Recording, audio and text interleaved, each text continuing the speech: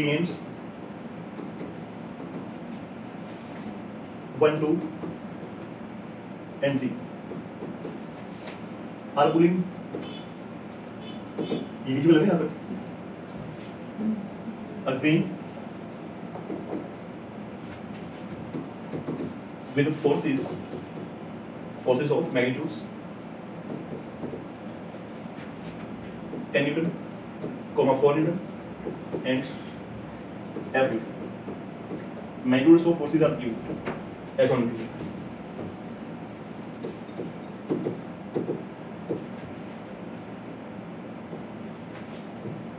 हमारे पास कोई coordinate plane x axis y axis, तो बेटा यहाँ पे कोई ग्रेन पड़ा है,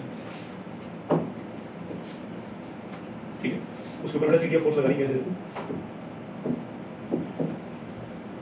एक चीट तो फोर्स लगाती है 37 डिग्री एंगल पे, 37 डिग्री एंगल पे, ये पहली चीट इधर फोर्स लगा ली, फर्स्ट चीट इधर फोर्स लगा ली, ये कितना 10 न्यूटन, सेकंड लगा ली बेटा इधर, ये कितना बेटा 4, सेकंड चीटी इधर लगा रही है और थर्ड लगा रही है इधर, ये थर्ड चीटी फोर्स लगा रही है, तो ये कौन है, दिस इज एफ न्यूटन। जी हाँ, 3 चीटियां मेरे पास, 1 2 3, किसी ग्रेन के ऊपर बेटा ऐसे फोर्स लगा रही है, यहाँ पे कोई ग्रेन पड़ा है हमारे पास, उसके ऊपर बेटा ऐसे फोर्स लगा रही है, ठीक है, पहली चीटी 37 पे लगा रही है 10 न्यूटन, सेकंड चीटी बेटा इधर खींच रही है उसको -x की तरफ, और एक थर्ड चीटी जो काम खींच रही है इधर की तरफ किसी एंगल पे। देन बताना क्या है आप लोगों को, हमें क्या बताना है, find the force F factor if the grain remains in equilibrium under the action of forces, the action of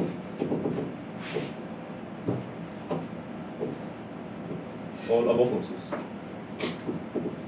ये क्या ये सवाल आप लोगों के लिए मुश्किल है? नहीं है भाई, बिल्कुल भी।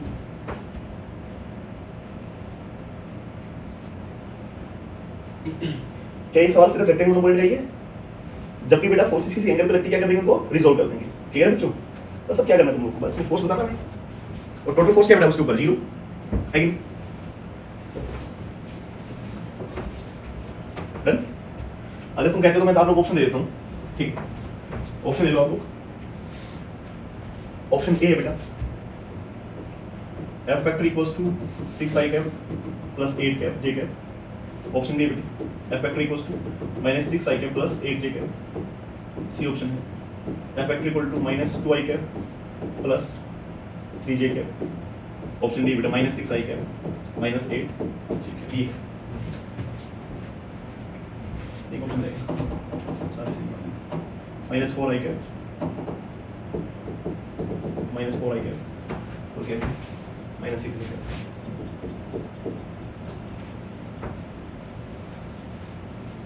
ये हो सकता है कि जो F फैक्टर आएगा ना वो इनमें से कोई एक। अब तुम लोग मुझे पता है 37 की वैल्यू भूल गए होगे, 37 की वैल्यू भूल गए, cos 37 कितना होता है 4/5, ठीक। तो sin 37 और कौन cos 53 सेम वैल्यू, ठीक है। ऐसे ही sin 53 और cos 37 है सेम वैल्यू, ठीक है। तो cos 37 इज 4/5 और sin 37 इज 3/5, ठीक है।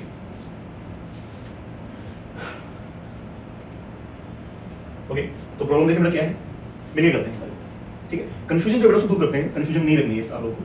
3 एंड्स 1 2 3 बेटा 3 चीटियां हैं हमारे पास, ठीक है। पहली चीटी, दूसरी और तीसरी are pulling a grain with a force of magnitudes. भाई एक ग्रेन है, 3 चीटियां लगी हुई है इस ग्रेन पे, सारी अपने मतलब खींच रही है, ठीक है। पहली चीटी फोर्स लगा रही है उस पे 10 न्यूटन ऐसे 37 डिग्री पे, सेकंड चीटी फोर्स लगा रही है कितना 4 न्यूटन, और थर्ड लगा रही है F न्यूटन, कोई मैग्नीट्यूड देते हैं मुझे F निकालना है, ठीक है। ऐसे फोर्सेस बेटा, ये ग्रेन है, कोई अनाज का कोई टुकड़ा है, एक लगा रहा है फोर्स ऐसे, एक लगा रहा है ऐसे, एक और ऐसे, ठीक है। तो कह रहा है कि ना बेटा एक खास बात क्या है फोर्सेस में, भाई ग्रेन रिमेन सेम। ग्रेन किस पे बेटा, फिर भी ग्रेन क्या बेटा रेस्ट पे है कि ग्रेन किस पे बेटा, क्योंकि इक्विलिब्रियम है किस पे बेटा, इक्विलिब्रियम का मतलब क्या बेटा, उस पे टोटल फोर्सेस जो लग रही है उसका सम कितना है 0। कोई बॉडी इक्विलिब्रियम में तो बोलती है बेटा उस पे the number resultant of the number of forces acting on it is 0, है ना। Class 9th force and laws of motion, balanced and unbalanced forces. Balanced forces कौन सी होती है बेटा, जिनका रिजल्टेंट क्या है हमारे पास टोटल 0 है कि नहीं। इस पेन को मैं दोनों तरफ से खींच रहा हूँ, ठीक है, लेकिन ये मूव नहीं कर रहा बेटा, रिमेन इन इक्विलिब्रियम। इसका मतलब यहाँ से जो फोर्स लगाया और यहाँ से जो लगाया वो क्या है बेटा, दोनों सेम है। अगर यहाँ से फोर्स ज्यादा लगेगा तो उधर चला जाएगा भाई, और यहाँ से ज्यादा लगेगा तो, समझ मेरी बात हो गया। यानी कि बेटा उस ग्रेन पे जो टोटल फोर्सेस लग रहे हैं ना, उन सबका वेक्टर सम 0 है। क्या बेटा, vector sum 0, because force is vector quantity. तो चलो हम मिलके सोल्व करते हैं बेटा।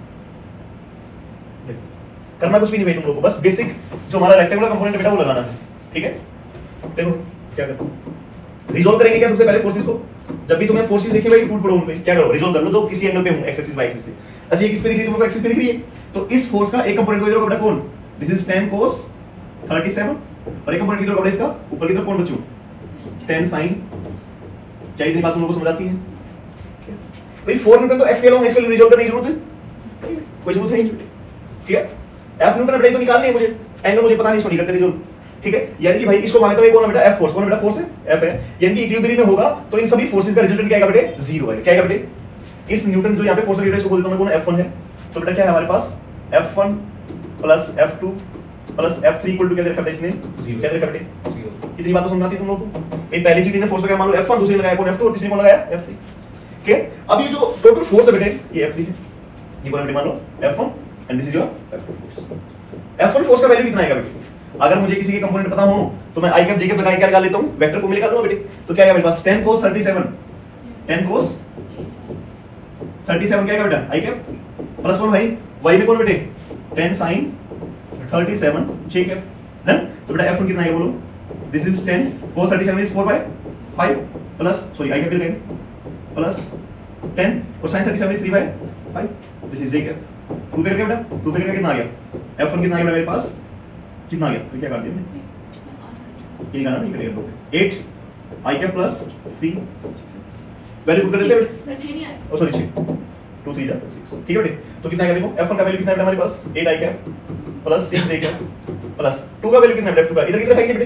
तो F2 कितना आएगा लिखेंगे तो -4 आई कैप आएगा कि नहीं आएगा बेटे, magnitude is 4 and acting in the negative direction of x axis, तो कितना आएगा 4 * माइनस आई कैप, तो क्या आएगा -4 आई कैप, ठीक है। और प्लस में कौन बेटा F3 जो मुझे निकालना है, और इक्वल टू कौन बेटे 0।